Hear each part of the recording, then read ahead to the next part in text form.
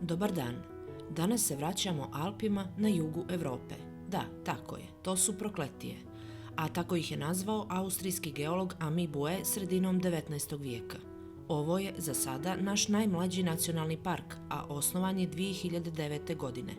Nalazi se na sjeveroistoku Crne Gore na samoj granici sa Albanijom i prostire se na 16.630 hektara.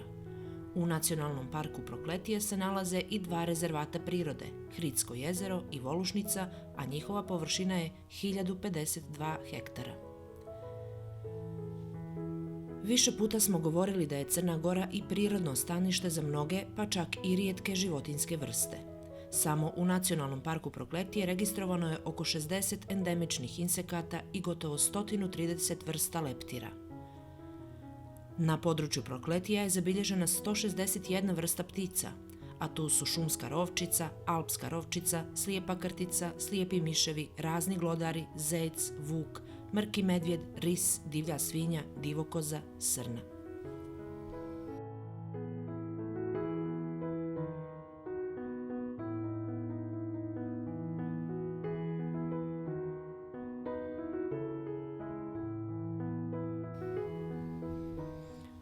Kako bi stručni tim javnog preduzeća Nacionalni parkovi Crne Gore prikupio što više podataka o kretanju divljih životinja, a da ih ne ometaju u njihovim staništima, odlučili su se za postavljanje kamera zamki na Prokletijama. Kamera zamka je uređaj za snimanje i fotografisanje. Opremljena je senzorom pokreta ili koristi svjetlosni snop kao okidač za snimanje i fotografisanje. Metoda fotozamki se koristi kako bi se snimila životinje u divljini kada istraživači nisu prisutni. Kamera može snimiti vrlo precizne podatke, a da se životinja ne mora izlagati stresu tokom hvatanja. Dobijeni podaci mogu biti čak i kvalitetniji i precizniji od prikupljenih direktno sa terena. Ove kamere stručnjaci postave tako da ne remete prirodno okruženje i da ih sisari ili druge životinje teško zapaze. Ova metoda se koristi u istraživanjima decenijama. Može potvrditi prisutnost pojedinih vrsta, brojnost, pratiti gnježđenje ptica, promjene u populaciji, ali isto tako i načine korištenja staništa, podatke od velike važnosti tokom praćenja narušavanja staništa.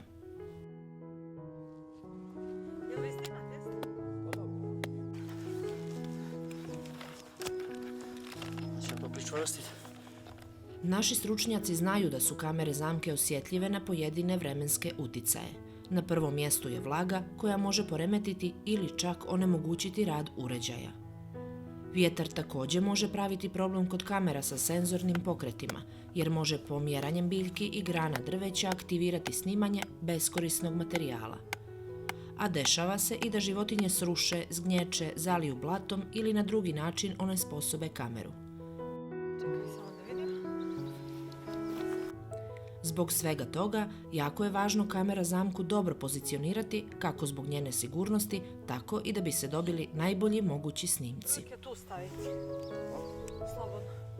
Upravo zato predstavnici nacionalnih parkova se trude da, ne remeteći prirodu, a ni životno stanište životinja, postave kameru zamku na najbolje mjesto.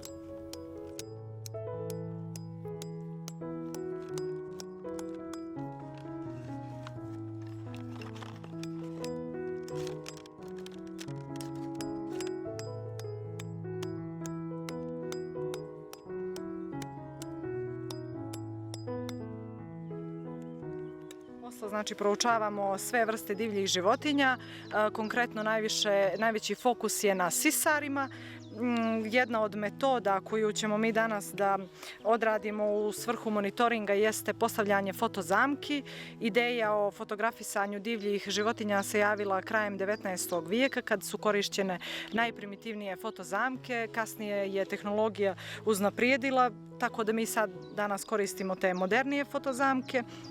To su fotozamke koje imaju opciju da prave fotografiju i video i da, znači, ovaj model mora da se, znači, fotozamke obično moraju da budu minimum mjesec dana na terenu da bi se registrovale da bi se registrovao najveći broj vrsta koje tuda prolaze, a postoje i još modernije fotozamke koje uz pomoć GSM mogu da šalju direktnu fotografiju u real time na e-mailu.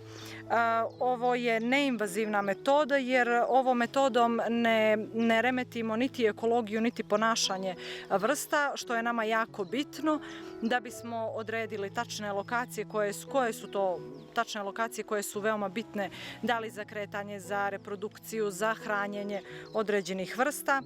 Kako se biraju lokacije na kojima će da se postavljaju fotozamke, to jeste prije svega u saradnji sa službom zaštite u svim parkovima, evo ovdje konkretno sa službom zaštite Nacionalnog parka Prokletije.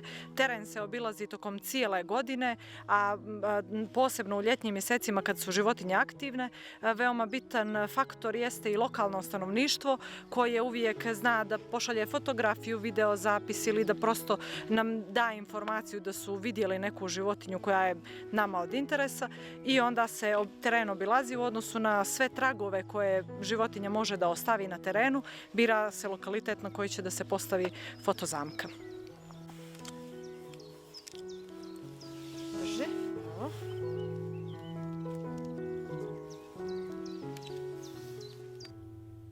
Da vas podsjetimo da su kamere zamke u Nacionalnom parku Biogradska Gora postavljene 2016. godine u okviru projekta Posmatranje medvjeda. Nedavno, tačnije polovinom aprila mjeseca ove godine, nakon obilaska terena i preuzimanja videomaterijala sa kamera zamki, nadzornici su ukazali da je snimljen mrki medvjed.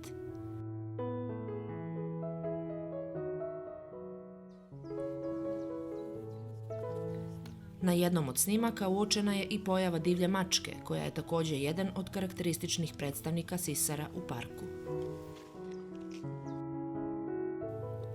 Predstavnici službe zaštite redovno obilaze teren u cilju kontrole zaštićenog prirodnog područja i očuvanja njegovih najznačajnijih vrijednosti i u kontinuitetu prate stanje, pojave i aktivnosti životinja. Nadzornici redovno obilaze i hranilišta i po potrebi ih dopunjavaju mineralnom solju i baliranim sijenom kako bi se prihranili krupni sisari. Ili tuda, ili će ovuda proći pa će opet zabilježiti.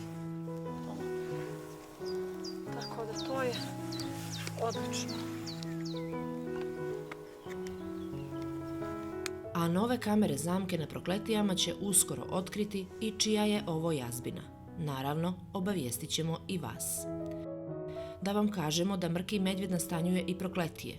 Medvjedi kao životinje koje žive samostalno, a ne u grupama, imaju potrebu za velikim staništem kako bi se nesmetano kretali, hranili, razmnožavali i našli pogodna mjesta za zimski san. Zato je zaštita mrkog medvjeda, čiji je opstanak ugrožen uništavanjem staništa i krivolovom, jedan od prioriteta stručnog tima nacionalnih parkova. Nekom od terena mora se i zabilježiti GPS da bismo znali tačno gdje smo postavili fotozamku u slučaju da se desi nešto i da se otkine, da se sruši dolje ili prosto da nestane.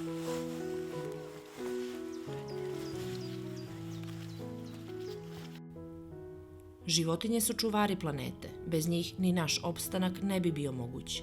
Cijela naša planeta, svi njeni ekosistemi i sve biljke i životinje koje žive na Zemlji usko su povezani i zavisni jedni od drugih.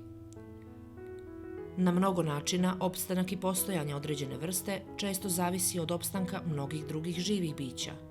Ozbiljne posljedice klimatskih promjena i mnoge prirodne katastrofe izazvane su upravo djelovanjem čovjeka.